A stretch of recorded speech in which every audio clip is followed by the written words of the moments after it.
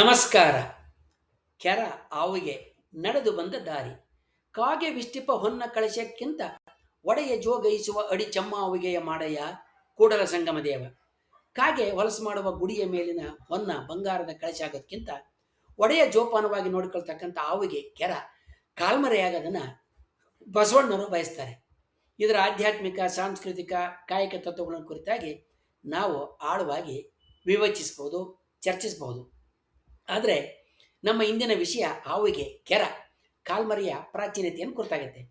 ಮಾನವ ಎಂದಿನಿಂದ ಕೆರವನ್ನು ಹಾಕತೊಡಗಿದ ಎಂತಕ್ಕಂಥ ಉತ್ತರ ಹುಡುಕೋದಕ್ಕೆ ನಾವು ಮಾನವ ಎಂದಿನಿಂದ ಎರಡು ಕಾಲಗಳ ಮೇಲೆ ನಿಂತು ನಡೆದ ಎನ್ನೋದರಿಂದ ಪ್ರಾರಂಭ ಮಾಡಿ ಆತ ತನ್ನ ಕಾಲುಗಳಿಗೆ ರಕ್ಷಣೆ ಪಡೆಯೋದಕ್ಕೆ ಎಂದಿನಿಂದ ಯತ್ನ ಮಾಡಿದೆ ಅಂತ ತಿಳಿಯೋದಕ್ಕೆ 10,000 ವರ್ಷಗಳಷ್ಟು ಹಿಂದಕ್ಕೆ ಹೋಗ್ಬೇಕಾಗ್ತದೆ. ಅಂದಾಜು 36 ಲಕ್ಷ ವರ್ಷಗಳ ಹಿಂದೆ ಬದುಕಿದ್ದ ಆಸ್ಟ್ರಲೋಪಿಥಿಕಸ್ ಅಫಾರೆನ್ಸಿಸ್ ಈ ವಾನರನ ಕಾಲದ ಪಾದದ ಗುರುತುಗಳು ಆಫ್ರಿಕಾದ ಟಾಂಜೇನಿಯಾದ ಲೇಟೋಲಿಯನ್ನಲ್ಲಿ ಸಿಕ್ಕಿದ್ದಾವೆ. ಜ್ವಾಲಾಮುಖಿಯ ಬೂದಿಯ ಮೇಲೆ ಮೂಡಿದ್ದ ಈ ಪಾದದ ಗುರುತುಗಳು ಆ ಕಾಲದಲ್ಲೇ ನಮ್ಮ ಪೂರ್ವಜರು ಆಧುನಿಕ ಮಾನವರಂತೆಯೇ ಎರಡು ಕಾಲಗಳ ಮೇಲೆ ನೇರವಾಗಿ ನಡೆದಕ್ಕೆ ಆರಂಭಿಸಿದ್ರು ಅನ್ನೋದನ್ನು ಸಾಬೀತುಪಡಿಸಿದ್ದಾವೆ. ಮಾನವ 4 ಕಾಲಗಳ ನಡಿಗೆಯಿಂದ 2 ಕಾಲಗಳ ನೇರ ನಡಿಗೆಗೆ ಬದಲಾದಾಗ ಪಾದದ ರಚನೆಯಲ್ಲಿ ಭಾರಿ ಬದಲಾವಣೆಗಳಾದವು. ಚಿಂಪಾಂಜಿಗಳ ಪಾದದ ಹೆಬ್ಬೆರಳು ನಮ್ಮ ಕೈ ಹೆಬ್ಬೆರಳಿನಂತೆ ಪಕ್ಕಕ್ಕೆ ಚಾಚಿರ್ತೈತೆ. ಇದು ಅದಕ್ಕೆ ಮರಗಳನ್ನು ಗಟ್ಟಿಯಾಗಿ ಹಿಡಿಯೋದಕ್ಕೆ ಸಹಾಯ ಮಾಡ್ತೈತೆ. ಆದರೆ ಮಾನವರಲ್ಲಿ ವಿಕಸನದ ಅವಧಿಯಲ್ಲಿ ಈ ಹೆಬ್ಬೆರಳು ಉಳಿದ ಬೆರಳುಗಳ ಜೊತೆಗೆ ನೇರವಾಗಿ ಒಂದೇ ಸಾಲಿಗೆ ಬಂತು. ಇದು ಮುಂದಕ್ಕೆ ಹೆಚ್ಚಿಡೋದಕ್ಕೆ ಮತ್ತು ದೇಹವನ್ನು ನೂಕೋದಕ್ಕೆ ನೆರವಾಗ್ತೈತೆ. ಮಾನವನ ಪಾದದಲ್ಲಿರುವ ನಡುಭಾಗ ಮೇಲಕ್ಕೆ ಬಾಗಿರ್ತೈತೆ, ಅಂದರೆ ಕಮಾನಿನ ರೀತಿಯಲ್ಲಿ ಇರ್ತೈತೆ. ಈ ಕಮಾನನ್ನು ನಡಿಬೇಕಾದ್ರೆ ಅದು ಓಡಬೇಕಾದ್ರೆ ದೇಹದ ಭಾರವನ್ನು ತಡೆದುಕೊಳ್ತಕ್ಕಂಥ ಶಾಕ್ ಅಬ್ಸರ್ವರ್ ಆಘಾತವನ್ನು ಹೀರ್ಕೊಳ್ತಕ್ಕಂಥ ಒಂದು ಮಾಧ್ಯಮದಂತೆ ವಸ್ತುವಿನಂತೆ ಕೆಲಸ ಮಾಡ್ತೈತೆ. ಹಾಗೆಯೇ ನಮ್ಮ ಸ್ನಾಯುಗಳ ಮೇಲಿನ ಒತ್ತಡವನ್ನು 30ರಿಂದ 40% ಕಡಿಮೆ ಮಾಡ್ತೈತೆ. ಎರಡು ಕಾಲದಲ್ಲಿ ನಿಂತಾಗ ಇಡೀ ದೇಹದ ತೂಕವನ್ನು ಹೊರೋದಕ್ಕೆ ಮಾನವನ ಹಿಮ್ಮಡಿಯ ಮೂಳೆ ಕ್ಯಾಲ್ಕನಗಸ್ಸು ಗಾತ್ರದಲ್ಲಿ ದೊಡ್ಡದಾಯಿತು ಮತ್ತು ಗಟ್ಟಿಯಾಯಿತು.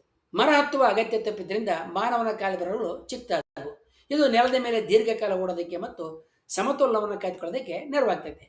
1938ರಲ್ಲಿ ಒರೆಗಾನ್ ವಿಶ್ವವಿದ್ಯಾಲಯದ ಪ್ರೊಫೆಸರ್ ಆಗಿದ್ದಂಥ ಲೂಥರ್ ಕ್ರೆಸ್ಮನ್ ಅವರು ಅಮೆರಿಕದ ಒರೆಗಾನ್ ಪ್ರಾಂತ್ಯದ ಫೋರ್ಟ್ ರಾಕ್ ಎನ್ನುವ ಗುಹೆಯಲ್ಲಿ ಅಗಿತವನ್ನು ನಡೆಸ್ತಾ ಇರಬೇಕಾದ್ರೆ ಅವರಿಗೆ ಅಪರೂಪವಾದಂಥ ಕೆರಗಳು, ಪಾದರಕ್ಷೆಗಳು ಸಿಕ್ಕು. ಲೂಥರ್ ಕ್ರೆಸ್ಮನ್ ಅವರು ಇದನ್ನು ಕಂಡಿಡಿದಾಗ ಈ ಪಾದರಕ್ಷೆಗಳ ಕೆರಗಳ ಆವಿಗಳ ನಿಖರ ವಯಸ್ಸು ತಿಳಿದಿರಲಿಲ್ಲ. ಆದರೆ ನಂತರ ಬಂದಂಥ ರೇಡಿಯೋ ಕಾರ್ಬನ್ ಡೇಟಿಂಗ್ ತಂತ್ರಜ್ಞಾನದ ಮೂಲಕ ಪರೀಕ್ಷೆ ಮಾಡಿದಂಗೆ ಇವು ಸುಮಾರು 9,000ರಿಂದ 10,000 ವರ್ಷಗಳ ಹಳೆಯವು ಅಂತ ತಿಳಿದು ಬಂತು. ಅಂದರೆ ಅರ್ಮೇನಿಯಾದಲ್ಲಿ ಸಿಕ್ಕ ಚರ್ಮದ ಶೂಗಿಂತಲೂ ಚರ್ಮದ ಚಪ್ಪಲಿಗಿಂತಲೂ ಇವು ಬಹುತೇಕ 2ರಷ್ಟು ಹಳೆಯವಾಗಿದ್ದವು. ಈ ಕೆರಗಳನ್ನು ಚರ್ಮದ ಬದಲು ಅಲ್ಲಿ ಬೆಳೀತಾ ಇದ್ದಂಥ ಸೇಜ್ ಬ್ರಷ್ ಅನ್ನುವ ಒಂದು ಜಾತಿಯ ಗಿಡದ ನಾರು ಅಥವಾ ತೊಗಟೆಯನ್ನು ಬಳಸಿ ಅತ್ಯಂತ ಕೌಶಲ್ಯದಿಂದ ಎಣ್ಣೆಲಾಗಿತ್ತು. ಇವು ನೋಡೋದಕ್ಕೆ ಇಂದಿನ ಸ್ಲಿಪ್ಪರ್ ಅಥವಾ ಸ್ಯಾಂಡಲ್ಗಳಂತೆ ಕಾಣ್ತವೆ. ಕಾಲಿಗೆ ಗಟ್ಟಿಯಾಗಿ ಕೂರೋದಕ್ಕೆ ಇವುಗಳ ಹಿಂಭಾಗದಲ್ಲಿ ದಾರದಂತಹ ರಚನೆ ಇತ್ತು. ಗುಹೆಯಲ್ಲಿ ಕೇವಲ ಒಂದಲ್ಲ, ಇಂತಹ ಸುಮಾರು 75ಕ್ಕೂ ಹೆಚ್ಚು ಕೆರೆಗಳು, ಆವಿಗೆಗಳು ಒಟ್ಟಿಗೆ ಸಿಕ್ಕಿದ್ವು.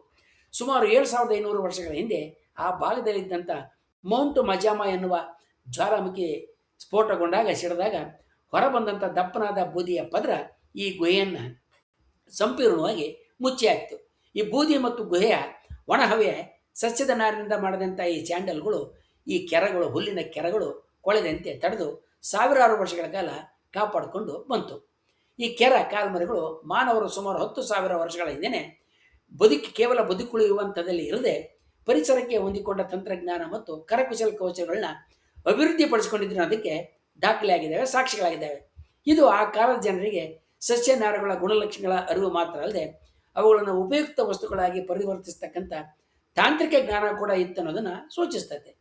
ಇಂತಹ ನೇಕಾರಿಕೆಯ ಕೌಶಲ್ಯ ಬುಟ್ಟಿಗಳು, ಚೀಲಗಳು ಮತ್ತು ಇತರ ನಾರು ಉತ್ಪನ್ನಗಳ ತಯಾರಿಕೆಗೆ ಸಂಬಂಧಿಸಿದ ಜ್ಞಾನವು ಕೂಡ ಆಗಲೇ ಆ ಮಾನವರಿಗಿತ್ತು, ಅಭಿವೃದ್ಧಿ ಆಗಿತ್ತು ಅನ್ನೋದಕ್ಕೆ ಸಾಕ್ಷಿಯಾಗಿ ನಿಂತಿದ್ದಾವೆ. 2008ರಲ್ಲಿ ಆರ್ಮೇನಿಯಾ ದೇಶದ ವಯೋಟ್ಸ್ಜೋರ್ ಪ್ರಾಂತದ ಅರೇನಿ 1 ಎನ್ನುವ ಗುಹೆಯಲ್ಲಿ ಜಗತ್ತಿನ ಅತ್ಯಂತ ಹಳೆಯ ಚರ್ಮದ ಕೆರ ಚಮ್ಮಾವಿಗೆ ಪತ್ತೆಯಾಯಿತು. ರೇಡಿಯೋ ಕಾರ್ಬನ್ ಪರೀಕ್ಷೆಗಳ ಪ್ರಕಾರ ಈ ಆವಿಗೆ ಸುಮಾರು 5,500 ವರ್ಷಗಳಷ್ಟು ಹಳೆಯದು. ಅಂದರೆ ಸುಮಾರು ಕ್ರಿಸ್ತಪೂರ್ವ 3,500 ಕಾಲದ್ದು. ಇದು ಈಜಿಪ್ಟ್ನ ಪಿರಮಿಡ್ಗಳಿಗಿಂತಲೂ ಹಳೆಯದು. ಈ ಕೆರವನ್ನು ಒಂದೇ ಒಂದು ಚರ್ಮದ ತುಂಡಿನಿಂದ ಮಾಡಲಾಗಿದ್ದು ಅದಕ್ಕೆ ಕಟ್ಟೋದಕ್ಕೆ ಚರ್ಮದ ಲಾಡಿ ಕೂಡ ಇತ್ತು. ಗುಹೆಯಲ್ಲಿದ್ದಂಥ ತಂಪಾದ ಒಣಹವೆ ಮತ್ತು ಕುರಿಗಳ ಹಿಕ್ಕಿಯ ದಪ್ಪ ಪದರ ಇದನ್ನು ಇಷ್ಟು ವರ್ಷಗಳ ಕಾಲ ಕೆಡದಂತೆ ಕಾಪಾಡಿದ್ದೆ. ಈ ಕೆರದೊಳಗೆ ಒಣಗಿದ ಹುಲ್ಲನ್ನು ತುಂಬಿಸಲಾಗಿತ್ತು. ಬಹುಶಃ ಈ ಪಾದವನ್ನು ಬೆಚ್ಚಗಿಡೋದಕ್ಕೆ ಅಥವಾ ಆಕಾರ ಕೆಡದಿರೋದಕ್ಕೆ ಹೀಗೆ ಮಾಡಿರ್ಬೋದು ಅಂತ ಊಹೆ ಮಾಡಲಾಗೈತೆ. ಮರಗಳ ತೊಗಟೆಯಿಂದ ಆರಂಭವಾದಂಥ ಪಾದರಕ್ಷೆಗಳ ಪಯಣ ಇವತ್ತು ಹೈಟೆಕ್ ಮತ್ತು ಪರಿಸರ ಸ್ನೇಹಿಯಾದಂಥ ವಸ್ತುಗಳ ಬಳಕೆವರೆಗೆ ಬಂದು ನಿಂತೈತೆ. ನೀವು ಮೋಜುಗಾರರು ಸೊಗಸುಗಾರರಾಗಿದ್ದರೆ ನೈಟ್ರೋಜನ್ ಸೇರಿಸಿದ ಫೋಮ್ ಇರುವ ಕಾರ್ಬನ್ ನಾರು ಫಲಕಗಳಿರ್ತಕ್ಕಂಥ ಹಾಗೆ ವಿಮಾನ ವಿನ್ಯಾಸ ತಂತ್ರಾಂಶದ ನೆರವಿನಿಂದ ರೂಪುಗೊಂಡಂಥ ಹಿಮ್ಮಡಿ ವಿನ್ಯಾಸಗಳನ್ನು ಒಳಗೊಂಡ ಅತ್ಯಾಧುನಿಕ ಊಟದ ಪಾದರಕ್ಷೆಗಳನ್ನು $300 ಖರೀದಿಸಿ ಬಸವಣ್ಣರು ಹೇಳಿದಂತೆ ಅವುಗಳನ್ನು ಜೋಗೈಸಬಹುದು, ಕಾಪಾಡಬಹುದು.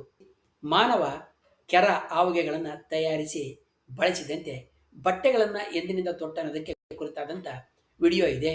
ಅದರ ಕೊಂಡಿಯನ್ನು ವಿವರಣೆಯಲ್ಲಿ ಕೊಡಲಾಗೈತೆ, ಆಸಕ್ತರು ನೋಡಬಹುದು. ಮುಂದಿನ ವಿಡಿಯೋದಲ್ಲಿ ನಾವು ಮಾನವನ ಸಂಸ್ಕೃತಿ ಮತ್ತು ನಾಗರಿಕತೆಗಳ ವಿಕಸನದಲ್ಲಿ ಆತ ಕಂಡು ಹಿಡಿದ ಬಳಸಿ ಉತ್ತಮಗೊಳಿಸಿ ತನ್ನನ್ನು ತಾನು ಬದಲಾಯಿಸಿಕೊಂಡ ಇತರ ಸಂಶೋಧನೆ ತಂತ್ರಜ್ಞಾನಗಳ ಬಗ್ಗೆ ತಿಳ್ಕೊಳ್ಳೋಣ. ವಂದನೆಗಳೊಂದಿಗೆ.